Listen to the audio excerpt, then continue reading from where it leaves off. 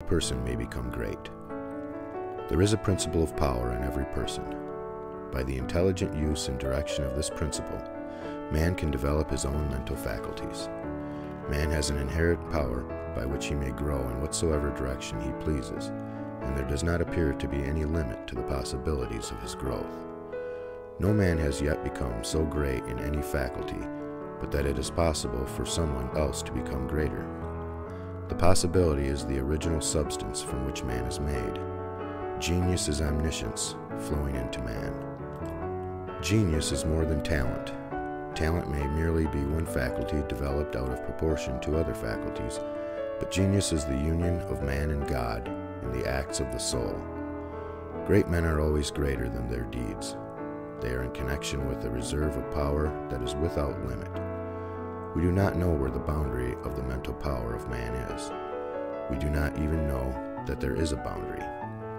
The power of conscious growth is not given to the lower animals. It is man's alone and may be developed and increased by him. The lower animals can, to a great extent, be trained and developed by man, but man can train and develop himself. He alone has this power, and he has it to an apparently unlimited extent. The purpose of life for man is growth, just as the purpose of life for trees and plants is growth. Trees and plants grow automatically and along fixed lines. Man can grow as he will.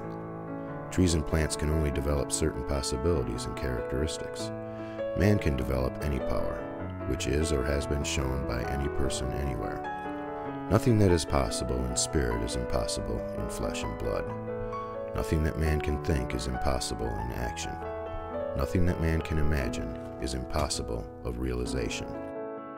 Man is formed for growth, and he is under the necessity of growing.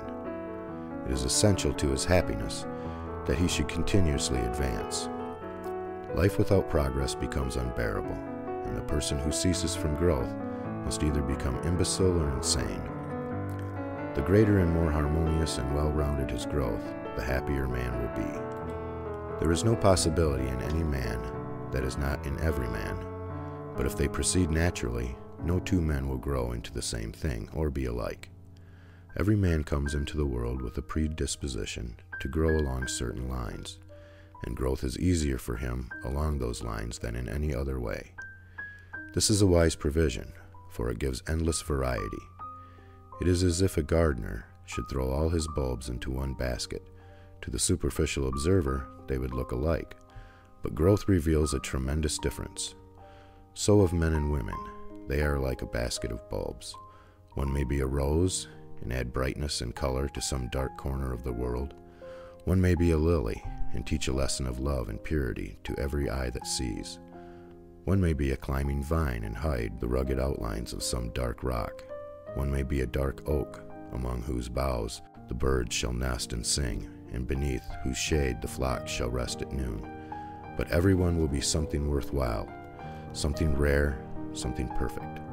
There are undreamed of possibilities in the common lives all around us. In a large sense, there are no common people. In times of national stress and peril, the cracker box loafer of the corner store and the village drunkard become heroes and statesmen through the quickening of the principle of power within them. There is a genius in every man and woman waiting to be brought forth.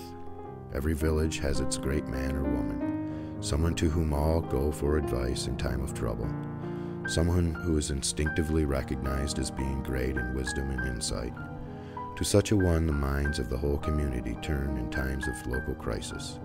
He is tacitly recognized as being great. He does small things in a great way. He could do great things as well if he did but undertake them. So can any man. So can you.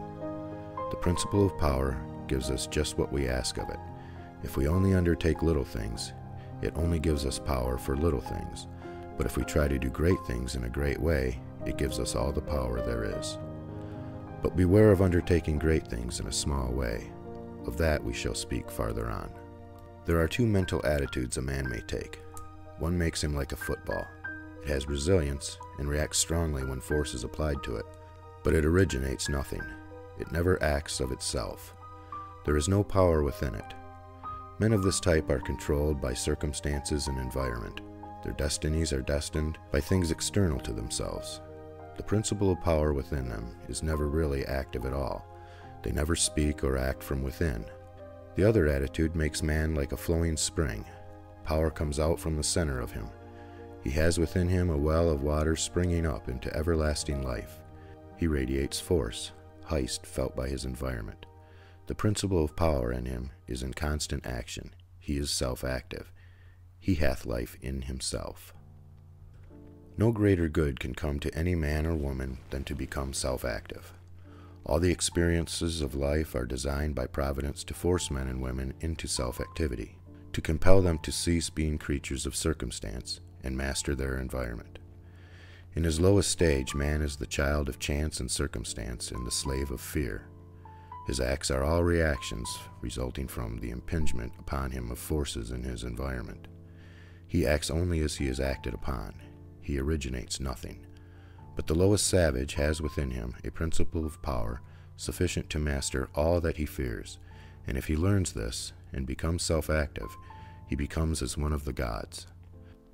The awakening of the principle of power in man is the real conversion, the passing from death to life. It is when the dead hear the voice of the Son of Man and come forth and live. It is the resurrection and the life. When it is awakened, man becomes a son of the highest, and all power is given to him in heaven and on earth. Nothing was ever in any man that is not in you.